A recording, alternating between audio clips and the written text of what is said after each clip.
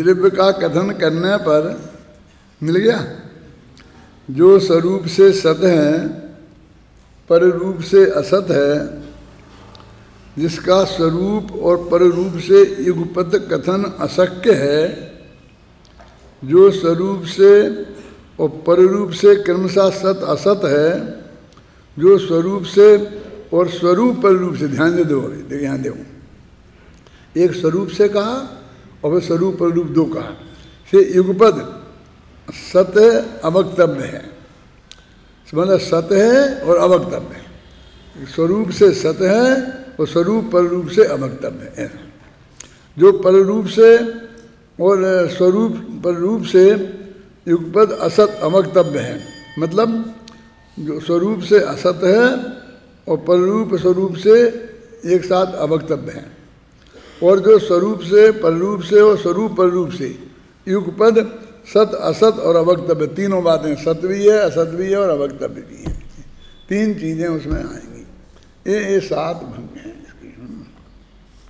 उक्त संपूर्ण कथन का सार यह है कि सप्तभंगी 2 प्रकार की होती हैं, एक प्रमाण सप्तभंगी और एक नए सप्तभंगी। नए सप्तभंगी में अपेक्षा स्पष्ट कर दी जाती है और प्रमाण सप्तभंगी में अपेक्षा स्पष्ट न करके उसके स्थान पर स्याद या कथनचित पद का प्रयोग किया जाता है। क्या बोला? यहाँ नीचे छूट गया? अरे हो गया सब, क्या छोटा छोटा है। ऐसे अनंत धर्मों वाले द्रव्य के एक एक धर्म का आश्रय लेकर विवक्षता और अविवक्षा के विधि निषेध के द्वारा प्रकट होने वाली सप्तभंगी सतत सम्यकतया उच्चारित करने पर स्यात् काल रूपी अमोघ मंत्र के पद के द्वारा एवकार में रहने वाले समस्त विरोध विष के मोह को दूर करती है। इतनी लंबी चौड़ी भाषा बनाई, बस बात इतनी है कि ये सप्तभंगी जो हमको ऐसा विरोध दिखता है ना, अस्ति और नास्ति, उसी को हाँ है कह रहे, उसी को नहीं है कह रहे, तो ये जो हमें विरोध दिखाई देता है ना, एवकार में रहने वाले विष को, विरोध रूपी विष को, ये वो एवकार की बात कही थी ना, एव में हट की दुर्गंध आती है, तो वो कहते एवकार में रहने वाले विष, एकांत हो जाता ना एवकार का। देखो अपेक्षा नहीं बताओ और एवकार लगा दो तो एकांत हो जाता है। अपेक्षा लगाए बिना और एवकार लगाते जाओ तो वो नए दुर्नय सप्तभंगी हो जाएगी। और स्याद नहीं लगाओ और भी लगाते जाओ तो दुष्प्रमाण सप्तभंगी हो जाएगी। एक प्रमाण सप्तभंगी, एक नए सप्तभंगी, एक दुर्नय सप्तभंगी, एक दुष्प्रमाण सप्तभंगी। तो वो कहते हैं कि एवकार में जो हमें विष दिखाई देता है, विष दिखाई माने दुनिया को लगता है कि ये ही करते हैं, इसका मतलब विरोधी बात का निषेध कर दे। क्या उसमें नए चक्र पढ़ा ना तुमने, तो उसमें लिखा ना सर्वथा, शब्द का अर्थ कथनचित है यार। वो छंद बोलो बनारसी दास का, सर्वथा ना होई लाल फिटकरी, हाँ बोलो, जैसे फिटकरी और लौंद का वो सर्वथा लाल नहीं होता। अब एक सर्वथा शब्द का प्रयोग किया और फिर लाल नहीं होता, इसमें वो मामला कथनचित हो गया। माने वो कह रहा पूरी तरह लाल नहीं होता, तो कथनचित लाल होगा, ऐसे ही अर्थ हुआ ना। सर्वथा शब्द का प्रयोग है और कथनचित के अर्थ में है, तो उस वक्त जब ये ऐसी बात बताई तो इसको ये उदाहरण खोजना कितना कठिन था। अथवा ऐसा समझ लो कि ये उदाहरण सामने आ गया कि यहाँ सर्वथा शब्द का प्रयोग है ना।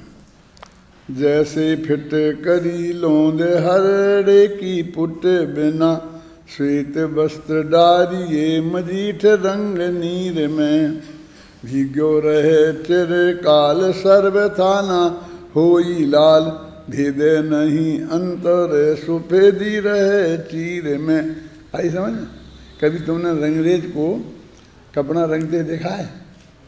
क्या देखा है तुम लोगों ने? देखिए, जो दुनिया देखी ही नहीं, इंटरनेट ने क्या कर दिया है, असली दुनिया तो देखी ही नहीं।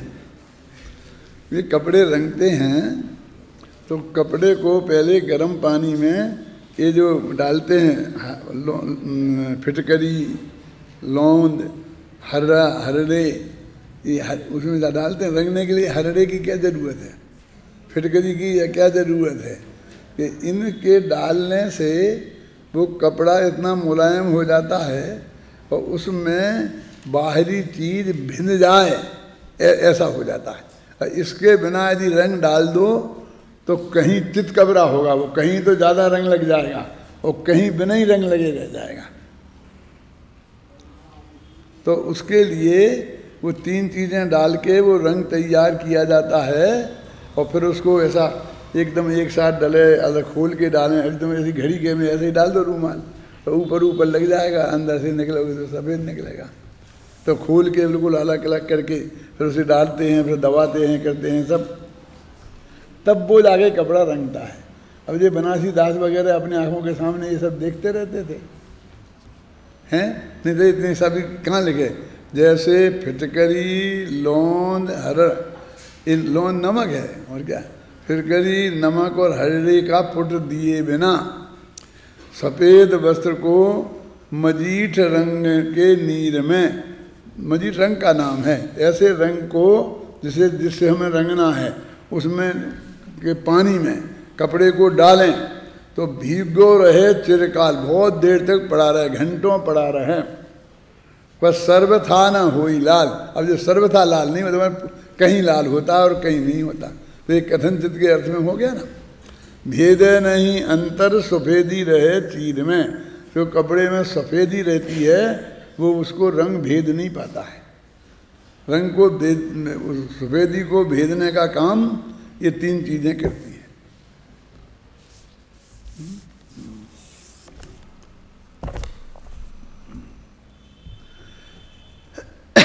है ना? क्या कहते हैं देखो, स्यात उसमें जो एवकार में रहने वाला जो विरोध रूपी विष, माने हमको ऐसा लगता है कि इसमें विरोध है, विरोध है, विरोध है, अपेक्षा नहीं समझें तो विरोध है ही, तो विरोध दिखेगा ही ना। यदि उसकी हम अपेक्षा नहीं समझें तो फिर उसका अर्थ यही है ना? कैसा वो गए ससुराल में गए, उन्होंने गाली गवाई और फिर 5000 की मिठाई बांटी। गाली गवाई, गाली सामने वाले ने क्या किया, गालियाँ दी और इनने मिठाई बांटी उन्हें।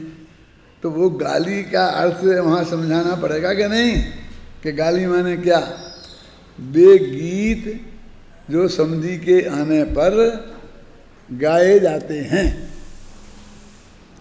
क्या, और उसमें क्या बोले, कौन सा अलंकार, माने ब्याज निंदा, ब्याज स्तुति, जानते हो ये अलंकारों के नाम सुने? ब्याज निंदा, ब्याज स्तुति, कौन जानता है? हाथ उठाओ। हैं? क्या मतलब? ब्याज माने छल, ब्याज माने ये ब्याज नहीं बनियों वाला माने छल से, माने कर रहे हैं, प्रशंसा करना चाहते हैं और बात कैसे बोलते हैं जो निंदा जैसे लगते हैं, तो उसे ब्याज स्तुति बोलते हैं कि तुमने कर्मरूपी शत्रुओं को मार डाला, तुम हत्यारे हो। तो ये कहते क्या कह रहे, माने तुम वीतराग सर्वज्ञ हो गए, ये कहना चाहते हैं और बता रहे हत्यारे कि उन्हें मार डाला, उन्हें मार डाला। तो अपना छंद तुम रोजीना पाठ करते हो ना सुबह, बड़े ही अहिंसक हैं और घातियों को घात डाला। क्या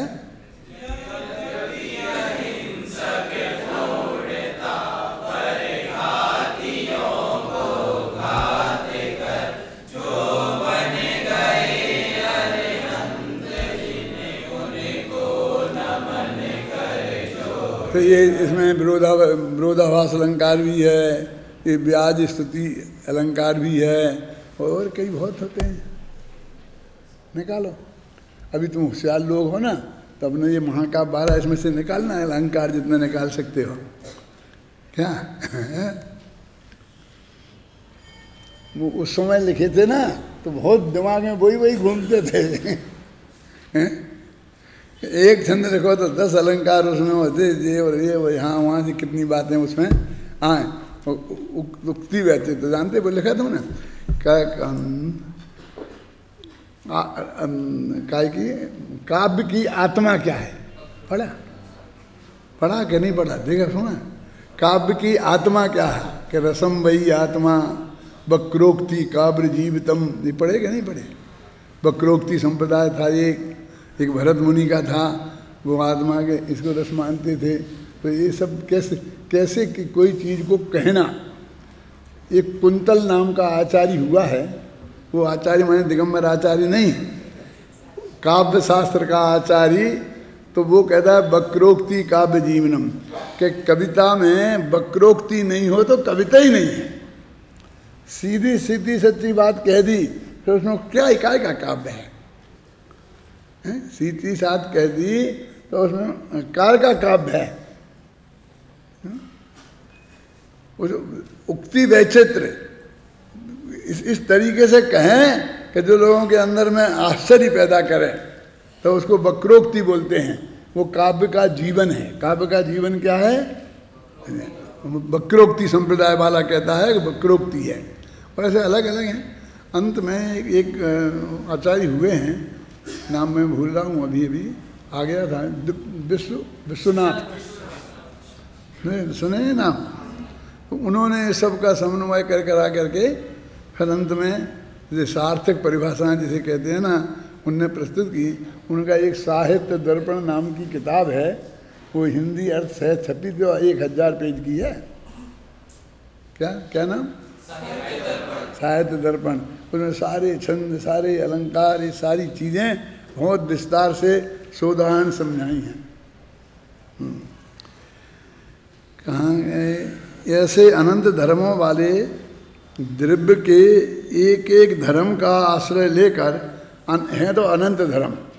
अब एक धर्म के आश्रय से कथन होगा ना, अनंत के तो एक साथ हो नहीं सकता है। देखो, एक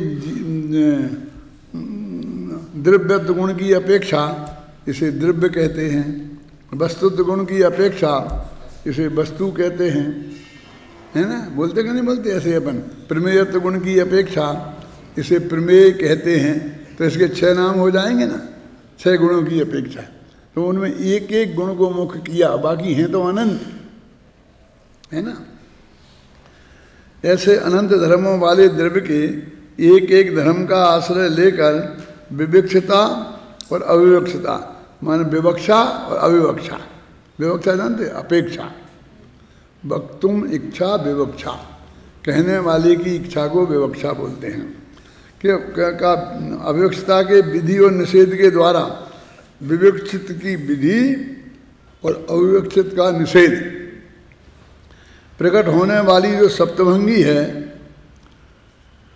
वह सतत सम्यकतया उच्चारित करने वाले अच्छी तरह से उसका उच्चारण करें तो स्यात्कार रूपी अमोघ मंत्र के द्वारा, उसमें स्यात लगा दो, प्रमाण सप्तभंगी की बात कर रहे हैं।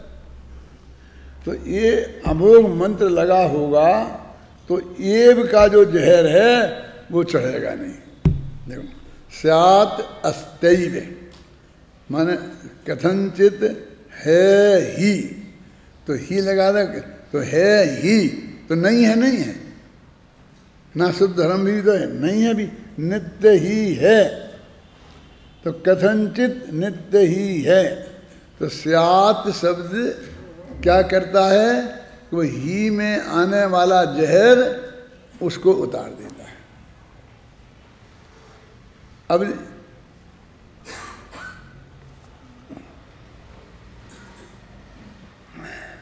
मैंने एक फिल्म देखी थी, तो उसमें अदालत का दृश्य था,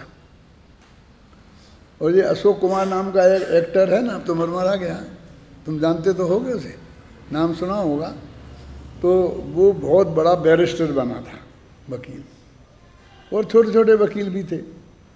तो उस अदालत के सीन में मैंने क्या देखा कि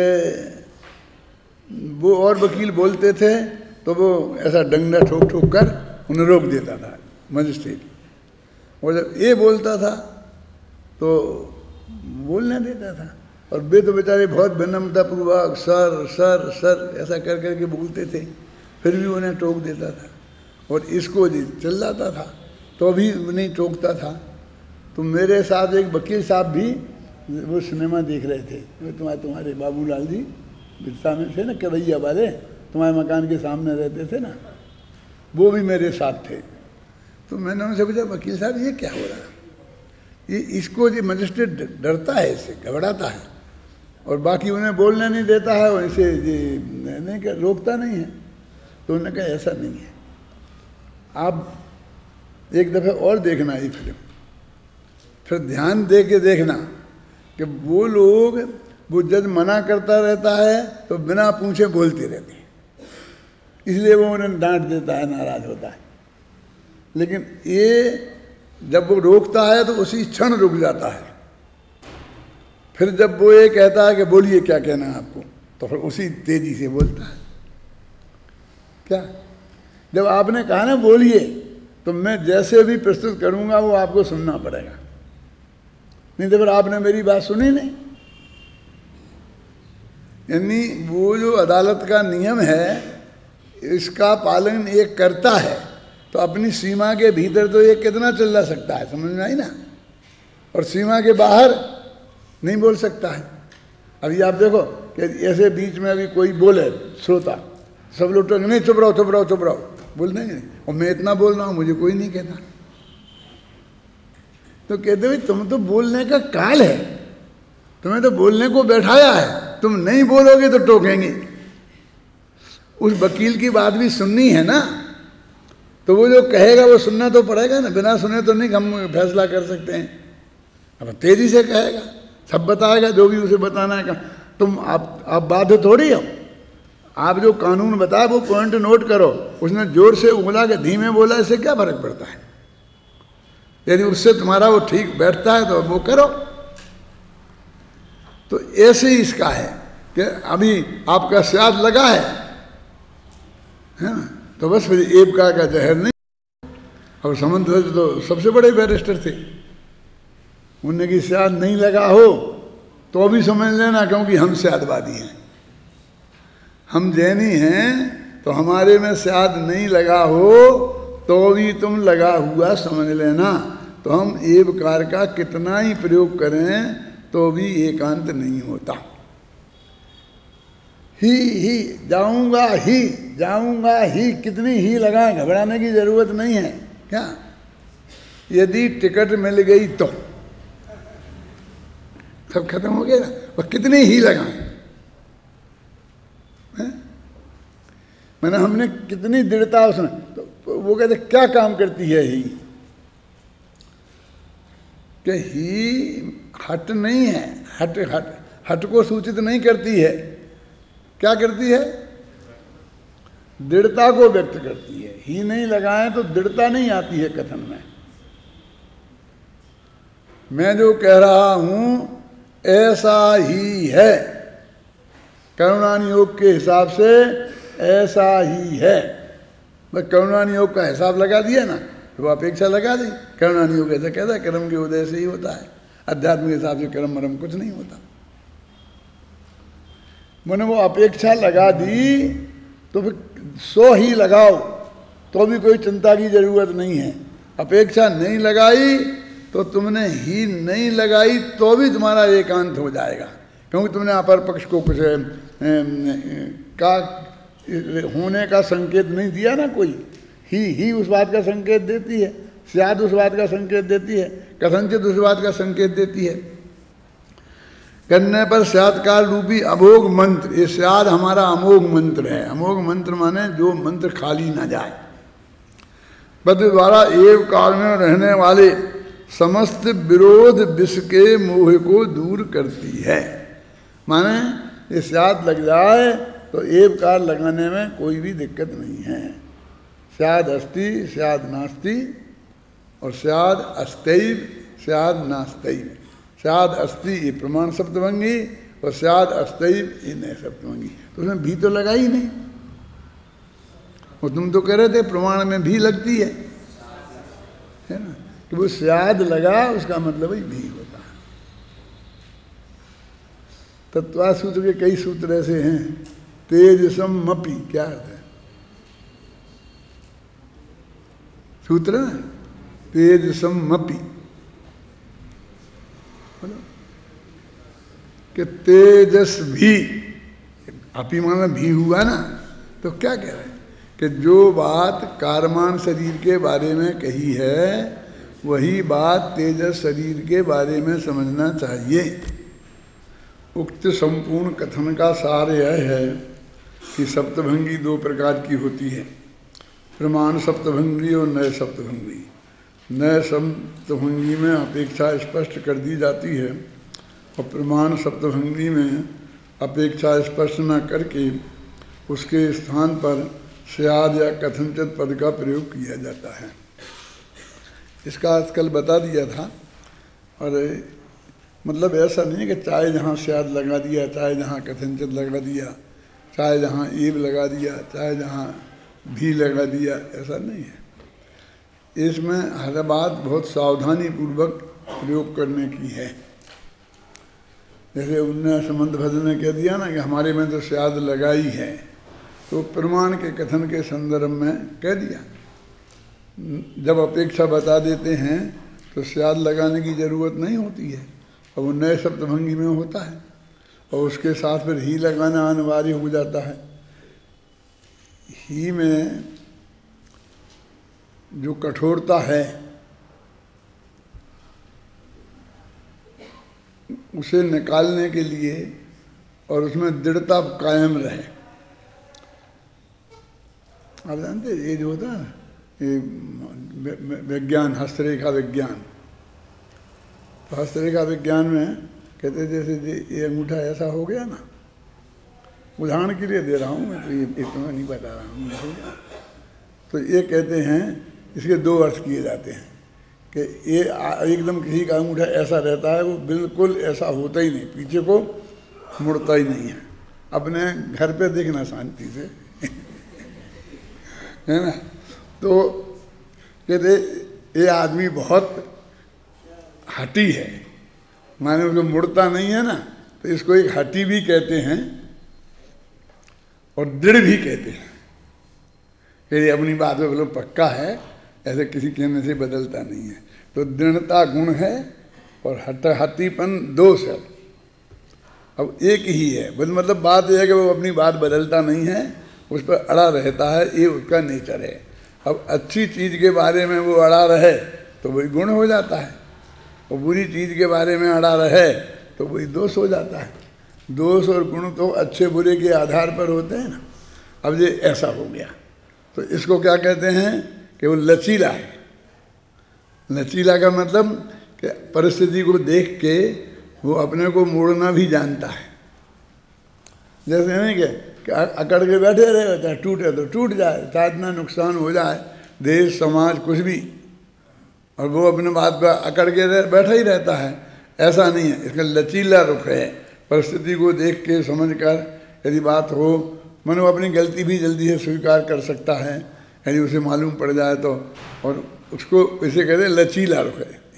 और ये भी कहते हैं ढुलमुल है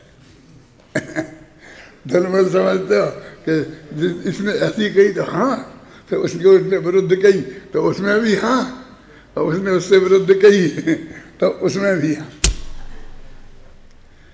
अब लचीला और ढुलमुलपन और मजबूत दृढ़ है ना, तो ऐसा होता है ना।